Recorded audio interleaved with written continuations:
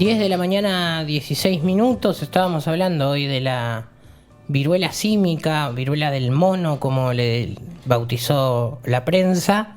Y como claramente desconocemos sobre el tema, es supina nuestra ignorancia, estamos en comunicación para hablar sobre este y otros temas que tienen que ver con nuestra salud, con el prestigioso infectólogo y pediatra de la Tierra Colorada, Oscar López. Buen día, ¿cómo le va? David y Agustina, los saludamos.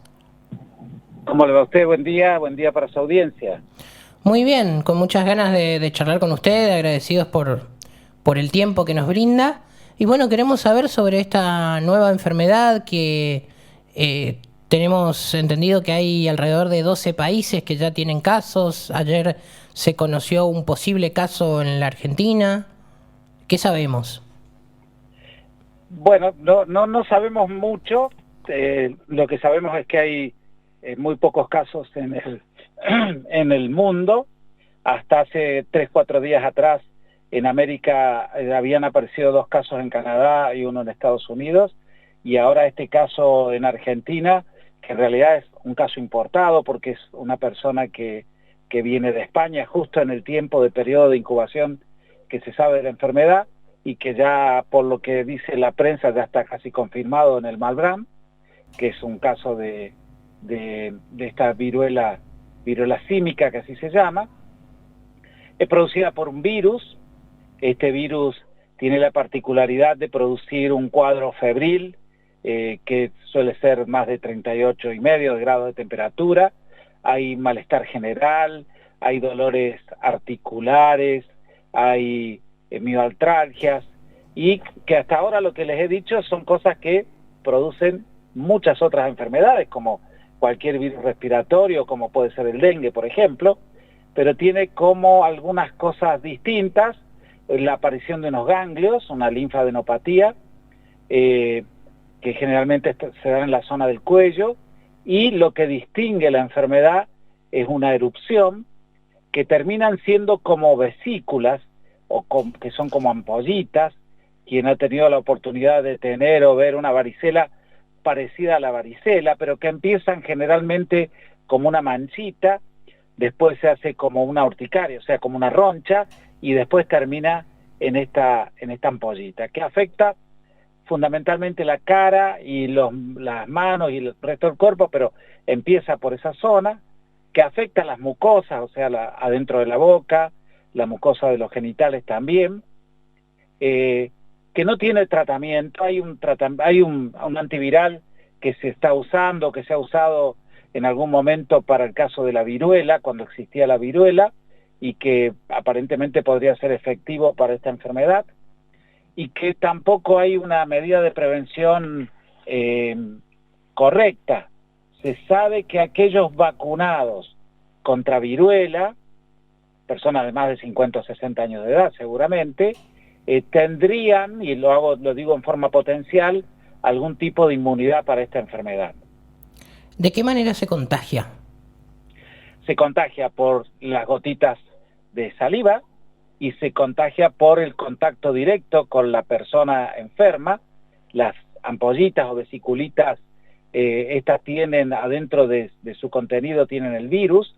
Se puede contagiar por la ropa que ha estado en contacto con este individuo.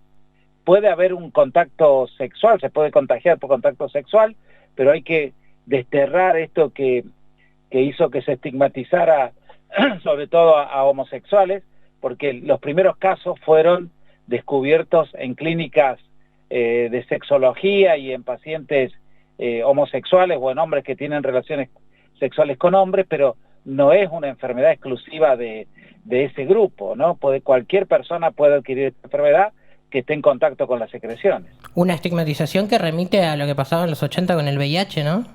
Exactamente. Sí, relacionada a eso, seguramente la OMS recientemente sacó un comunicado con respecto a esto, ¿no es cierto?, desterrando esta posibilidad de que se trate de una enfermedad exclusiva de este grupo, ¿no? Oscar López es con quien estamos hablando, médico, infectólogo y pediatra. En nuestra realidad local, la más cercana, ¿qué es lo que más nos tiene que preocupar en este momento?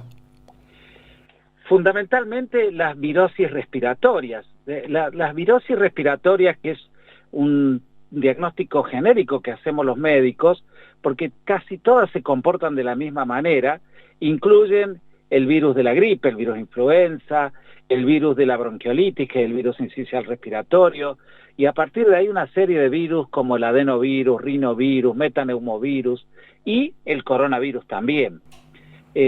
Todas estas enfermedades se caracterizan por tener un periodo febril, algunas con más temperatura y otras con menos temperatura, con compromiso del estado general, y la mayoría de ellas en el primer momento un proceso inflamatorio de las vías aéreas, de la nariz, la garganta. Los pacientes sienten como que les raspa o les pica la garganta, sienten congestión nasal al principio sin moco, y posteriormente con el correr de los días aparece la secreción mucosa en la nariz, en los bronquios, depende de dónde haya afectado. Son las afecciones más comunes en esta época del año. Fundamentalmente se da porque existe un hacinamiento, un casi hacinamiento, cuando las personas están encerradas en habitaciones, en viviendas, y el frío hace que de alguna manera disminuya la defensa de la vía aérea y los virus aprovechan para ocupar ese lugar. Pero este año se adelantó un poco la gripe, ¿no? Esto es una cuestión particular que está muy bien que la menciones. El virus de la gripe, que todo el mundo dice, me vengo a vacunar por la gripe A, es el mismo virus de siempre, es la estacional, ¿no? El H1N1 de que en el año 2009 produjo una pandemia. Es un virus estacional. Lo que pasó es que apareció en una temporada a la que no estábamos preparados, porque el virus de la gripe aparece normalmente a partir de ahora, de mayo, junio, y esto empezó a aparecer en enero y febrero. Y la otra cosa es que lo que hemos visto, esto no tiene solidez científica lo que le voy a decir, pero lo hemos visto muchos médicos, es como que afecta con más días de fiebre, como que es un poco más agresiva la enfermedad. Nosotros, como nunca hemos tenido en el hospital niños con influenza A, niños grandes, con internados en terapia intensiva, con cuadros graves. Y se podría dar este cuadro aparentemente porque en estos 2 años o año y pico de pandemia, el estado inmunológico de los niños es como que se aquietó un poco, y ahora frente a una respuesta, la respuesta no es la adecuada, entonces las infecciones virales pareciera ser que son de mayor intensidad o con síntomas más fuertes, ¿no? ¿Y con el COVID cómo venimos en la provincia? A nivel nacional se habla ya de una cuarta ola. Bueno, la provincia tiene muy poquitos casos denunciados, pero tengamos en cuenta que solo se hisopa a las personas con factores de riesgo.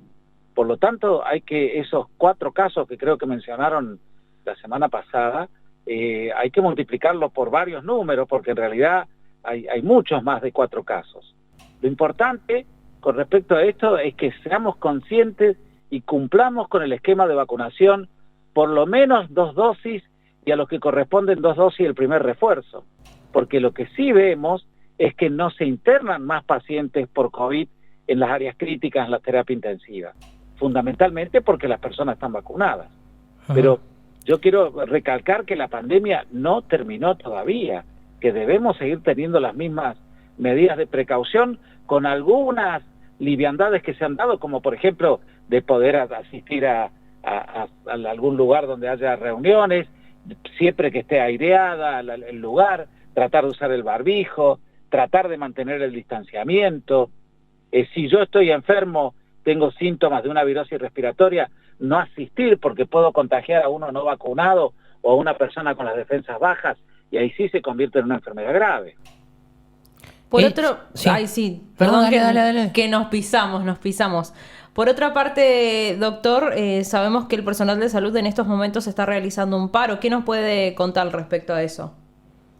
Sí, mire, yo estoy en el hospital de pediatría, recién salí del hospital. El hospital casi tiene una adhesión total del personal. Justo coincide, el hospital de pediatría hace más de 2 años que está en formación de un sindicato de trabajadores del hospital de pediatría. Y nosotros tenemos un grupo de WhatsApp, como se como se usa en estas circunstancias, y nuestros compañeros nos vienen reclamando que tomemos medidas, que tomemos acciones, porque el aumento que se nos propuso de un 8% en 2 etapas, un 4 y un 4, es insignificante. Claro. Entonces, en virtud de eso, como hoy hay un paro nacional de ATE, decidimos unirnos a esta medida de fuerza. Hicimos una concentración masiva, hicimos una marcha recorriendo el materno, el hospital de Agudos, el Banco del Sangre y el LACMI. Recorrimos todo el Parque de la Ciudad con apoyo de todos los lugares, y bueno, y hay una nueva reunión, una nueva asamblea el próximo viernes para ver, si no hay respuesta por parte del gobierno, de evaluar cuáles van a ser las medidas de acción que vamos a tomar para la próxima semana. 8% de aumento en este contexto inflacionario parece un chiste, ¿no? Mire, a nosotros nos dieron un 20% en un primer momento, y lo que pedíamos nosotros es un 40% hasta junio, y en junio sentarnos a hablar. Para de nuevo, porque se pronostica una inflación mayor del 70%, por lo tanto, creo que teniendo en cuenta, además, con sueldos que están muy caídos. Mire, hay médicos de 30, 40 años de profesión y de trabajo que llegan, casi llegan a lo justo de lo que es el límite para no ser pobre, que son 95.000 pesos ahora.